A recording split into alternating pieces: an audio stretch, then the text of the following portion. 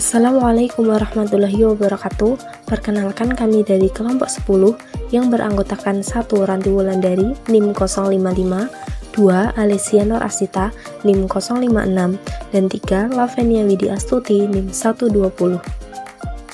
Dalam video kali ini, kami akan membahas materi tentang sistem buku besar dan pelaporan. Dan untuk subbab materi ada 5. Yang pertama, sistem buku besar dan pelaporan. Yang kedua, memperbarui buku besar. Yang ketiga, posting jurnal penyesuaian. Yang keempat, menyiapkan laporan keuangan. Dan yang kelima, menghasilkan laporan manajerial. Sistem buku besar dan pelaporan. Database terpusat harus diatur menggunakan cara yang memungkinkan tercapainya berbagai kebutuhan informasi, baik pengguna internal maupun eksternal. Para manajer membutuhkan informasi yang detail dan tepat waktu mengenai hasil operasi pada area tanggung jawab tentunya. Para investor dan kreditor mengharapkan laporan keuangan periodik dan pembaruan tepat waktu untuk membantu mereka dalam menilai kinerja organisasi. Berbagai badan pemerintah juga meminta persyaratan informasi yang spesifik. Untuk memenuhi berbagai kebutuhan ini, sistem buku besar dan pelaporan tidak hanya menghasilkan laporan periodik, tapi juga mendukung pernyataan secara online. Ancaman pertama adalah data buku besar yang tidak tepat atau tidak valid. Penanggulangan ancaman atas buku besar yang tidak tepat atau tidak valid adalah menggunakan berbagai pengendalian integritas pemrosesan untuk meminimalkan risiko kesalahan input data ketika bendahara dan kontrolir membuat entry jurnal langsung. Ancaman kedua dalam sistem buku besar dan pelaporan adalah mengungkapkan informasi keuangan yang tidak diotorisasi.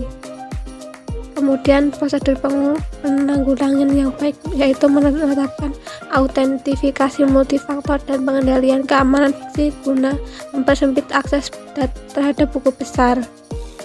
Ancaman ketiga berkaitan dengan hilangnya atau penghancuran data induk. Cara terbaik untuk menanggulangi risiko atas ancaman ini adalah menggunakan backup atau prosedur pemulihan bencana. Kemudian memperbarui buku besar. Aktivitas memperbarui buku besar terdiri dari posting entry jurnal yang berasal dari 2 sumber sebagai berikut. Yang satu, subsistem akuntansi. Setiap subsistem akuntansi membahas sebuah entry jurnal untuk memperbarui buku besar. Dalam teori, buku besar dapat diperbarui untuk setiap transaksi yang terjadi. Meski demikian, dalam berbagai praktiknya, berbagai subsistem akuntansi biasanya memperbarui buku besar dengan cara meringkas entry jurnal yang menunjukkan hasil dari seluruh transaksi yang terjadi selama periode tertentu, hari, minggu, atau bulan. Bendahara. Yang kedua, bendahara.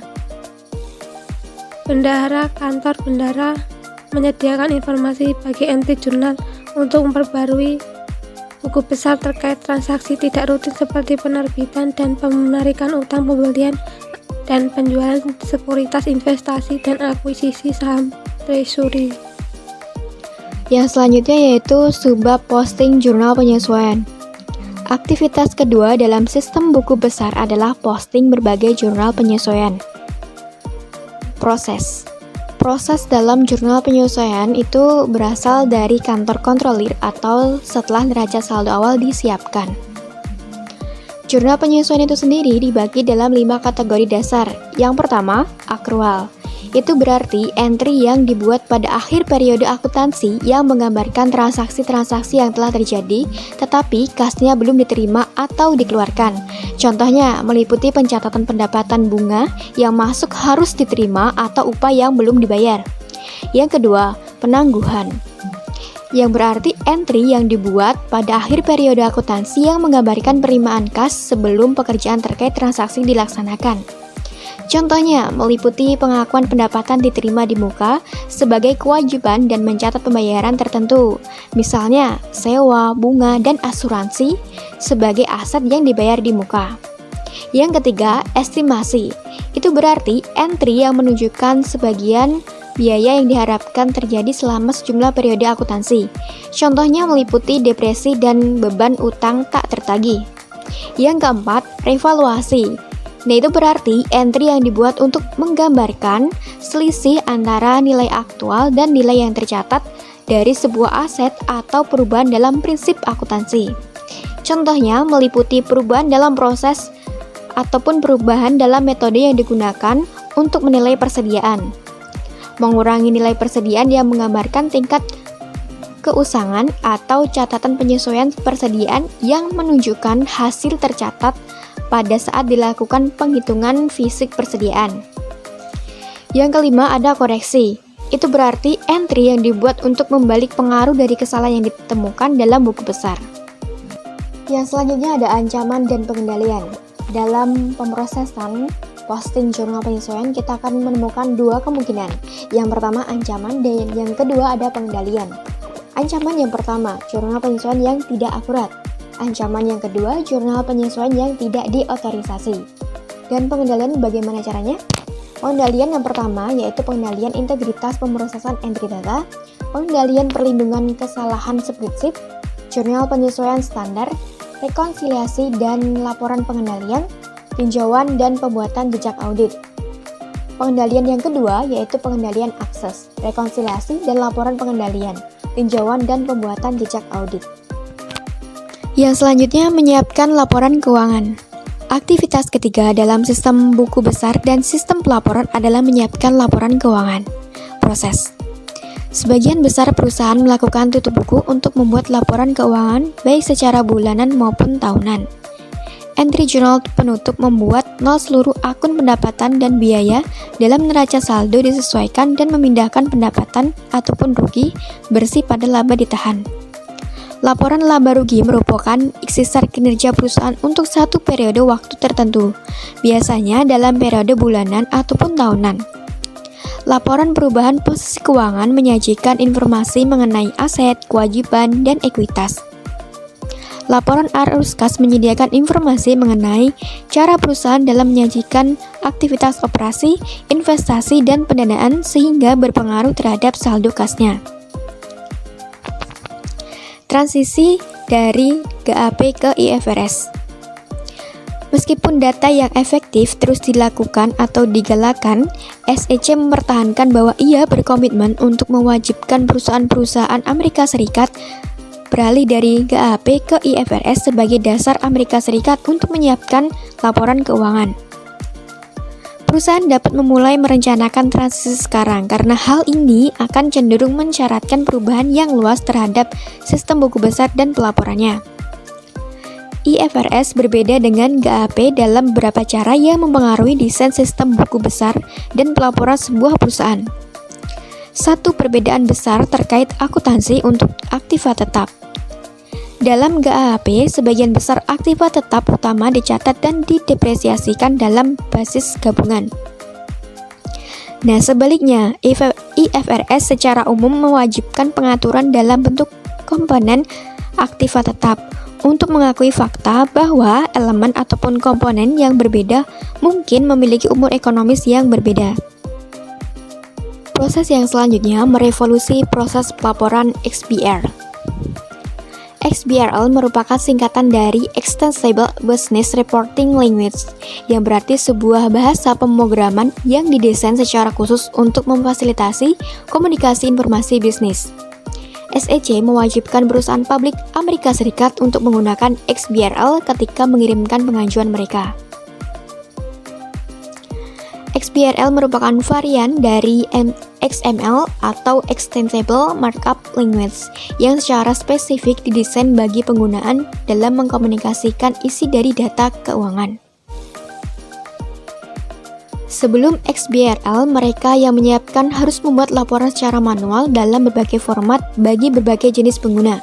Meskipun laporan tersebut kemudian dikirim secara elektronik kepada para pengguna, mereka yang menerima harus memasukkan ulang data tersebut ke dalam sistem mereka sendiri untuk memanipulasi. Seluruh proses ini tidak efisien dan rentan akan kesalahan. Proses yang selanjutnya yaitu proses XBRL dan terminologi. File XBRL tersebut yang mengandung data yang ditandai dan diantar ke para pengguna disebut sebagai dokumen contoh. Dokumen contoh merupakan sebuah Dokumen contoh berisi fakta-fakta mengenai akun-akun dalam laporan keuangan tertentu, termasuk nilai dan informasi kontekstual seperti unit pengukuran, yaitu dolar, euro, yuan, dan sebagainya, dan apakah nilai adalah untuk satu titik waktu tertentu, misalnya komponen laporan perubahan posisi keuangan, atau satu periode waktu tertentu, misalnya komponen laporan laba rugi. Setiap komponen data tersebut dalam sebuah dokumen XBRL disebut sebagai elemen. Nilai tertentu suatu elemen ditampilkan dalam sebuah dokumen contoh bersama di antara tanda-tanda. Ancaman dan pengendalian. Dalam penyiapan laporan keuangan, kita akan menemukan dua kemungkinan, di antaranya yaitu pertama ancaman dan yang kedua ada pengendalian. Ancaman yang pertama yaitu laporan keuangan yang tidak tepat. Nah, ancaman yang kedua yaitu ada laporan keuangan yang curang.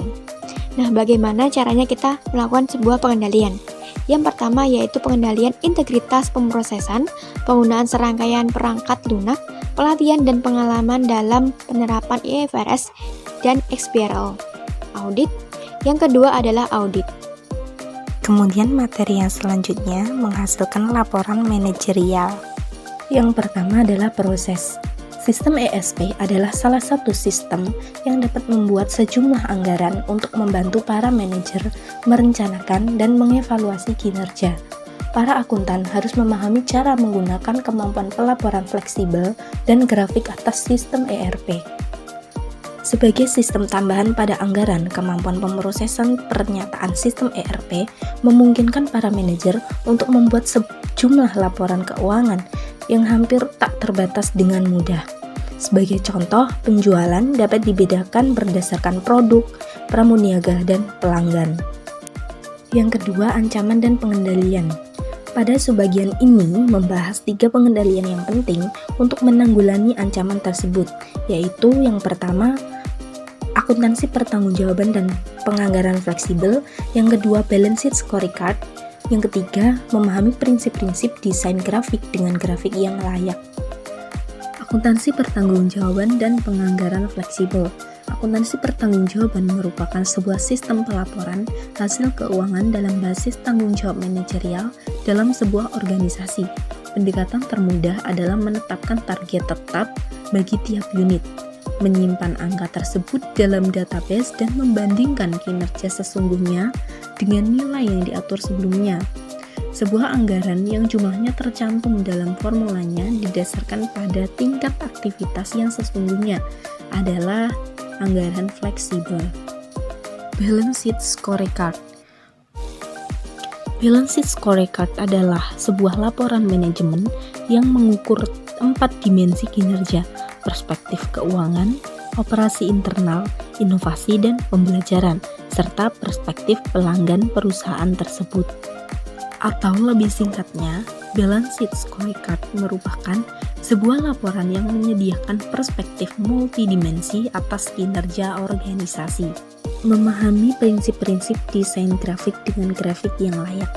Grafik yang didesain dengan baik mempermudah proses identifikasi serta pemahaman tren dan hubungan.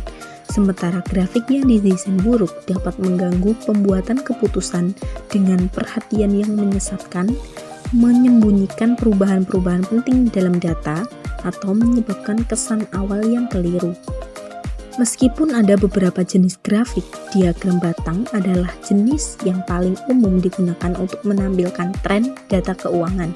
Terdapat 2 prinsip yang esensial dalam proses mendesain diagram batang data keuangan dengan sesuai, sehingga diagram tersebut dapat diinterpretasikan dengan akurat. Yang pertama, mulai sumbu vertikal pada angka 0, dan yang kedua, grafik yang menggambarkan data time series. Atur sumbu X dari kiri ke kanan secara berurutan. Baik, itu tadi penjelasan dari kelompok kami. Semoga bermanfaat. Bila ada salah kata kami mohon maaf. Wassalamualaikum warahmatullahi wabarakatuh.